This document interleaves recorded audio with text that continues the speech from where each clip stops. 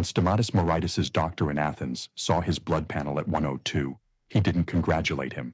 He ordered the test run again. Fasting glucose, steady. C-reactive protein, almost undetectable. Triglycerides lower than most 40-year-olds walking through that same clinic. The lab technician thought the sample was mislabeled. It wasn't. Stamatis had been living on the island of Ikaria for over 7 decades, waking up at dawn, tending his vineyard on a hillside so steep it would wind a personal trainer, pouring his own wine by noon, and walking to the cafenio to argue about politics with men who had known him since childhood. At 102, his hands were still steady enough to prune grapevines. His knees still carried him up that hill every single morning.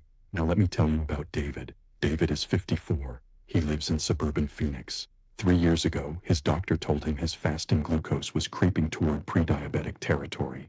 So David did what millions of reasonable, motivated people do. He bought a stack of books. He started meal prepping on Sundays. He signed up for a Mediterranean diet app, $14.99 a month. He swapped white rice for quinoa, bought extra virgin olive oil from a specialty store, started eating more salmon. By every measure, David was doing the right things, and for 2 weeks, he felt great. Then his energy crashed. His digestion got worse. His blood sugar numbers barely moved. By week 3, he was back to his old routine, convinced that eating healthy just doesn't work for me. Here's the part David didn't know, and it's the part that explains why Stamatis' blood at 102 looks the way it does while David's at 54 does not. Stamatis wasn't just eating the right foods, he had already removed the wrong ones, not through discipline or a plan, but because those foods simply didn't exist in his world. And there's one thing about how Ikarians end their day, something so unremarkable to them that no one talks about it, that ties all 3 tiers together. It's not a food, it's not a supplement, and it's the piece that even the researchers studying Ikarian longevity nearly overlooked. That comes at the end. If adding healthy food to your diet actually worked by itself, the United States would be the healthiest country on earth. Think about that for a second. Americans spend over $74 billion a year on dietary supplements alone, another $280 billion on organic and natural foods, acai bowls, chia seed pudding, cold-pressed juice, turmeric lattes, all layered on top of a diet that is still, at its foundation, built on the 5 foods I'm about to name. And the results? Over 37 million Americans have type 2 diabetes. Over 96 million are pre-diabetic. Heart disease is still the leading cause of death. Those numbers haven't improved with the supplement boom, they've gotten worse. A 2022 meta-analysis published in the Annals of Internal Medicine looked at 84 randomized controlled trials involving nearly 740,000 participants to assess whether vitamin and mineral supplements reduced cardiovascular disease or all-cause mortality. The conclusion was blunt: no consistent benefit. Adding nutrients on top of a processed diet didn't move the needle, and a 2019 study in the BMJ, tracking over 44,000 U.S. adults, found that the mortality benefit associated with adequate nutrient intake came from food sources, not supplements. The pills weren't the problem, the foundation underneath them was.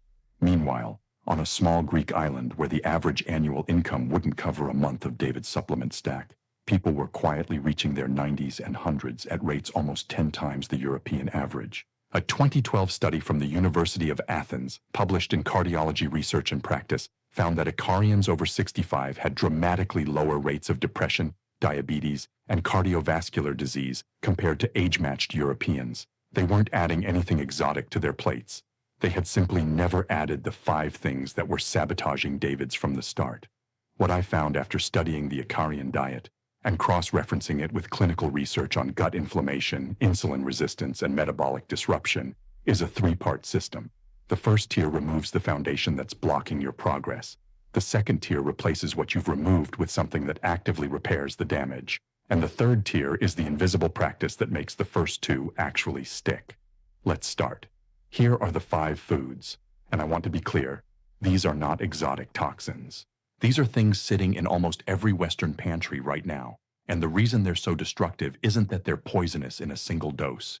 It's that they create a low-grade inflammatory environment in your gut that prevents every other good thing you eat from working properly. The first one is refined seed oils, soybean oil, canola oil, sunflower oil, corn oil. These are in everything: salad dressings, crackers, bread, granola bars, even foods labeled heart healthy. A 2020 study from the University of California, Riverside, published in Endocrinology, found that a diet high in soybean oil caused more weight gain and insulin resistance in mice than a diet high in coconut oil or even fructose.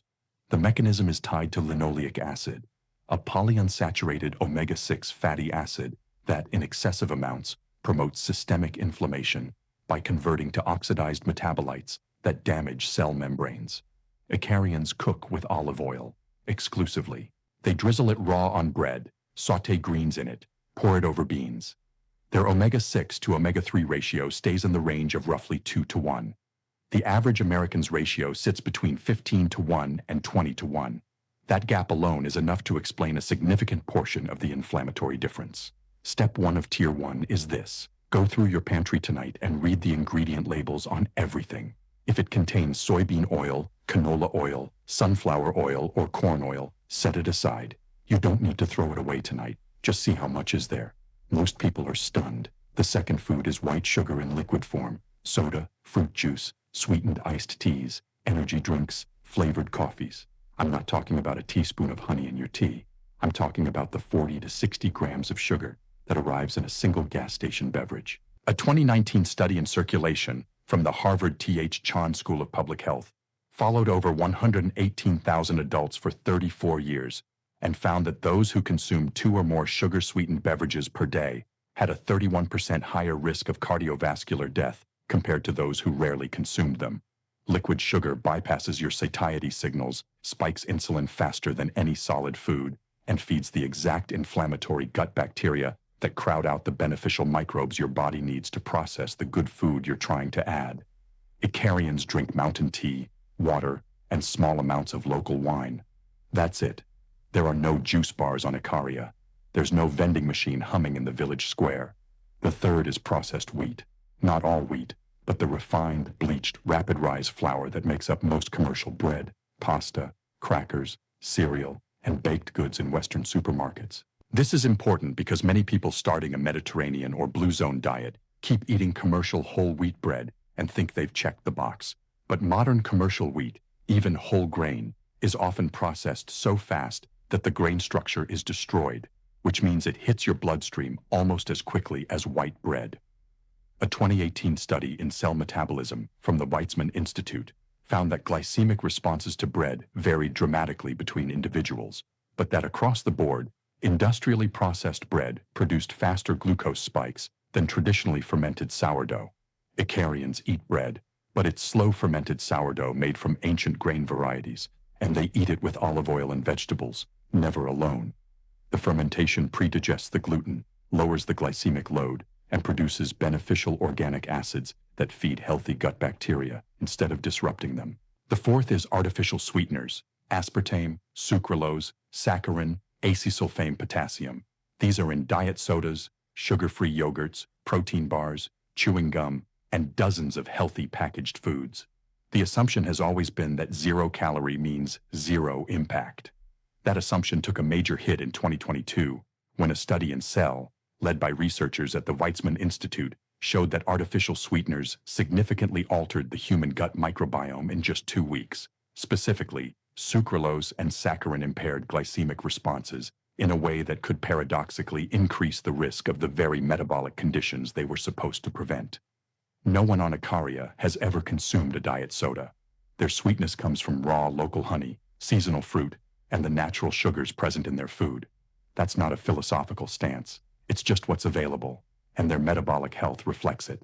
The fifth, and the one most people push back on, is processed deli meat and cured commercial meats, bacon, salami, hot dogs, packaged lunch meat. I'm not talking about a Sardinian nonno eating a thin slice of guanciale he cured himself from a pig he raised. I'm talking about the industrially produced nitrate-loaded sodium-heavy products lining the refrigerator case at every Western grocery store. A 2021 meta-analysis in Critical Reviews in Food Science and Nutrition analyzed 43 prospective studies and concluded that each 50-gram daily serving of processed meat was associated with an 18% increase in colorectal cancer risk and a 42% increase in heart disease risk. Ikarians eat very little meat in general, perhaps 2 to 3 times a week, mostly goat or fish, and when they do, it's fresh, local, and unprocessed. There's no factory between the animal and the plate. Here's a quick test. Open your fridge after this video. Count how many items have more than 5 ingredients on the label. Then check how many of those ingredients include one of these 5 categories: seed oils, added sugars, refined flour, artificial sweeteners, or processed meat. That number is your starting point, not your shame. Your starting point. The most common mistake people make is this. They add olive oil and quinoa and wild salmon on top of a diet that still includes all 5 of these every day. It's like putting premium fuel into an engine that's clogged with sludge. The fuel isn't the problem. The sludge is. Remove the sludge first, then the fuel works. If you stopped here and just eliminated these 5 categories over the next 2 weeks, you'd already be ahead of most people following a standard Western health plan. But it's not the full picture, not even close. Tier 2 is where you replace the gap. Because when you pull 5 staples out of a Western diet, there's a hole. And if you don't fill that hole intentionally, your body will fill it with cravings, convenience, and eventually, everything you just removed. Here's the Ikarian replacement framework, and it's so simple it almost feels like cheating. Seed oils get replaced with extra virgin olive oil, not light olive oil, not olive oil blends. Extra virgin, cold-pressed, ideally from a single origin. Use it for cooking at medium heat. Drizzle it raw on everything else. Aim for 2 to 4 tablespoons a day. That might sound like a lot. In Ikarian, the average adult consumes roughly 6 tablespoons daily. A 2022 study in the Journal of the American College of Cardiology, following over 90,000 participants across 28 years, found that replacing just 10 grams per day of margarine or butter with olive oil was associated with a 14% reduction in cardiovascular disease risk and an 8 to 34% lower risk of several cancers. Olive oil isn't a condiment in Ikarian. It's the infrastructure. Everything else is built on top of it. Sugary drinks get replaced with mountain tea, sideritis, sometimes called ironwort or shepherd's tea. Ikarians drink this daily, sometimes 2 or 3 cups. You can find it dried online or in Greek specialty stores. Steep a full stalk in boiling water for 5 to 8 minutes. It has a mild, earthy, slightly floral taste. A study from the University of Magdeburg in Germany found that sideritis extracts exhibited anti-inflammatory, gastroprotective, and mild anxiolytic properties. It's not a miracle leaf, but as a daily replacement for the 40 grams of sugar in a bottle of juice, the metabolic difference over 30 days is significant. Add raw honey if you want sweetness. A teaspoon, not a pour. Processed bread gets replaced with genuine slow-fermented sourdough. Not the bread labeled sourdough at the supermarket. Most of those are regular bread with a splash of vinegar for flavor. Real sourdough has 3 ingredients: flour, water, salt. It takes 24 to 48 hours to ferment. If you can find a local bakery that does long fermentation, that's your source. Otherwise, making a starter at home takes about a week and costs essentially nothing. The fermentation breaks down phytic acid, reduces gluten content, and creates short-chain fatty acids that support gut lining repair. Artificial sweeteners get replaced with small amounts of raw local honey and seasonal fruit. 1 to 2 teaspoons of honey in your tea. A handful of fresh figs or grapes with meals. Your palate will recalibrate within about 2 weeks. Foods that tasted bland will start to taste sweet again once the artificial intensity is gone. Processed meat gets replaced with legumes. This is the big one. Ikarians eat beans almost every day. Gigantes, lentils, black-eyed peas, chickpeas, prepared simply with olive oil, lemon, garlic, and herbs. A 2004 study in the Asia-Pacific Journal of Clinical Nutrition, analyzing dietary data from 5 cohorts in Japan, Sweden, Australia, and Greece, found that legume intake was the single most consistent dietary predictor of survival in older adults across all groups studied. Not fish, not vegetables, not fruit. Legumes. Start with half a cup of cooked lentils or chickpeas per day, added to salads, soups, or eaten as a side. Build up to a full cup over 2 weeks. Here's where tiers 1 and 2 synergize. When you remove the inflammatory foods and replace them with olive oil, slow-fermented grains, legumes, and mountain tea, your gut microbiome begins to shift within 7 to 14 days. A 2014 study from Harvard, published in Nature, found that diet-driven microbiome changes were detectable in as little as 24 hours. But the stable, lasting shifts that actually alter metabolic markers required consistent input over 2 to 4 weeks. That's exactly why most people fail in week 2. They add the good without removing the bad. The conflicting signals confuse their gut biology, and they feel worse before anything improves. When you subtract first and replace second, the transition is smoother and faster. This is where most health content stops: the diet, the food, the recipe. But the people who actually live to 100 have one more layer, and it's the one we're least prepared to hear. Let me hold up the mirror for a moment. This isn't to make you feel bad. It's to make you see clearly. What we do in the West, we eat dinner at 8:30 p.m. in front of a screen, often alone, often fast, often more than we intended. We spend $247 billion a year on fast food. We eat in our cars, at our desks, standing over the kitchen sink. We snack between meals, after meals, before bed. We have a $200 monthly grocery bill and a $150 supplement shelf trying to undo the damage. What Ikarians do, they eat their largest meal at midday, slowly, with family or neighbors. Dinner is small: a few olives, bread, cheese, maybe a glass of wine. They grow most of their greens. They forage wild horta from the hillsides. They don't eat after sunset, not because of a rule, because there's nothing to do in the dark but sleep. No tracking apps, no meal prep containers, no $60 monthly subscription, just food, people, and time.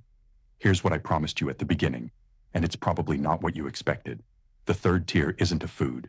It isn't a supplement. It isn't even a habit you add. It's something you stop doing. Ikarians don't eat after dark.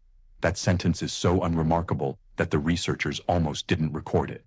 In the landmark Ikarian study published in Cardiology Research and Practice, the dietary data focused on what Ikarians ate: the greens, the beans, the olive oil, the honey.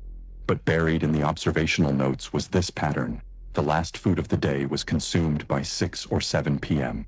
The evening was for walking, talking, playing cards at the cafeteria, drinking a small glass of wine, not eating. And then sleep came early, usually by 9 or 10 p.m., sometimes preceded by an afternoon nap that had already reset their cortisol cycle. Why does this matter? A 2019 study in the Journal of Clinical Endocrinology and Metabolism found that eating a late dinner, defined as within 2 hours of bedtime, significantly impaired overnight glucose metabolism and fat oxidation compared to eating the same meal earlier. Subjects who ate late had 20% higher blood sugar the following morning, even though the meal was identical. A separate 2022 study from Brigham and Women's Hospital, published in Cell Metabolism, found that late eating doubled the odds of hunger the following day, reduced calorie burn by roughly 60 calories per day, and shifted fat tissue gene expression toward adipogenesis, the creation of new fat cells. Over weeks and months, those small shifts compound into exactly the metabolic picture that David in Phoenix was fighting and losing against. Ikarians aren't practicing intermittent fasting.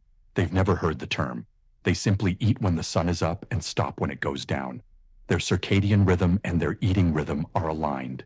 Their insulin has 12 to 14 hours of overnight rest, every single night, without a protocol or a timer.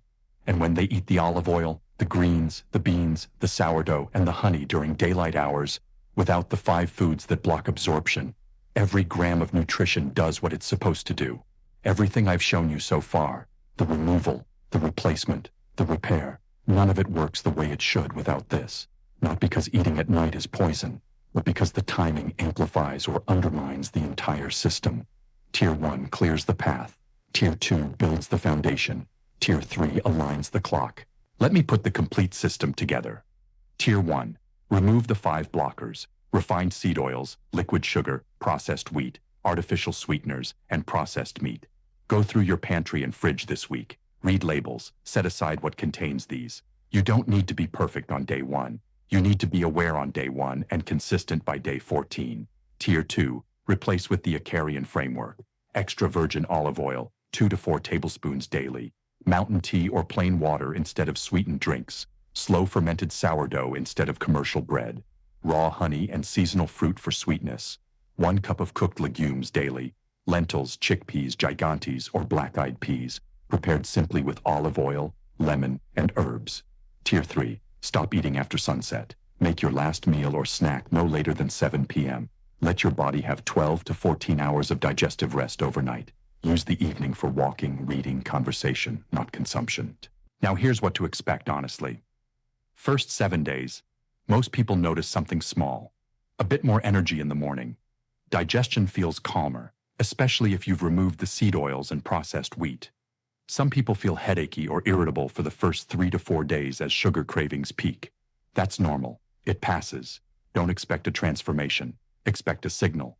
30 days. Cravings start to quiet down. You might notice you're reaching for less sugar without trying. Afternoon energy holds steadier. Sleep quality may improve, particularly from the earlier eating window. Inflammation markers may begin to shift. 60 days. This is when blood work gets interesting. Ask your doctor to run a basic panel. C-reactive protein, fasting glucose, HbA1c, triglycerides. Compare it to your baseline. Let the numbers talk. Your experience will depend on where you're starting from, but many people following this pattern report measurable shifts in this window.